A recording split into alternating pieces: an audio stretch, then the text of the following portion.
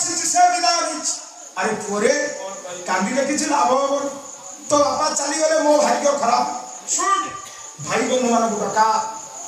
ତୋ ବାପାଙ୍କ ସବୁ କୋକେଇରେ ନଦୀ ଶ୍ମଶାନକୁ ନବ। ଆଉ ତୁ ମୁଖାଗ୍ନି ଦବୁ। ମୁଁ ଜାଣିବି ମୋ ଭାଗ୍ୟ ବନ୍ଦ। ସେଇଠି ଶେଷ ଆଶୀର୍ବାଦ କରି ନିରାଶ ମନରେ ବ୍ରାହ୍ମଣଟା ଫେରିଯିବ।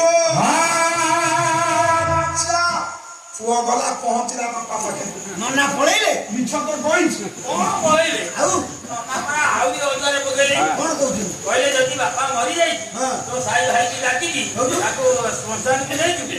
ସେଇଠି ତୁ ମୁଖରେ ନିଆଁ ଦବୁ। ମୁଁ ଶେଷ ଆଶୀର୍ବାଦ କରିକି ଯିବି। ନଳ କଣ ଭାବୁଛୁ? ଜମା ଚାଲନା ଦେବି ନାହିଁ।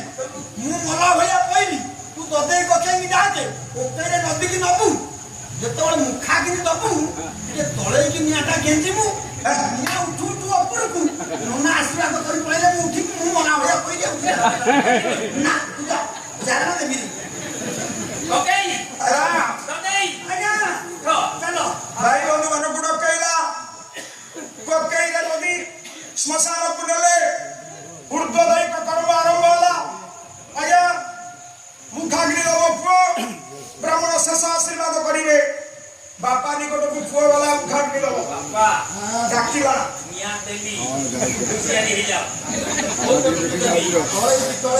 କହିଲା ମୁଁ ମରିବି ପଛେ ଇଏ ବୃଦ୍ଧ ବ୍ରାହ୍ମଣକୁ ଚାଲ ପଇସା ଦେବି ନା।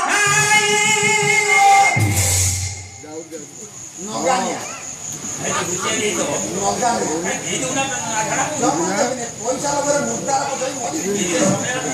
ପ୍ରଭୁ ଆଉ ରହିପାରିଲେ ନାହିଁ।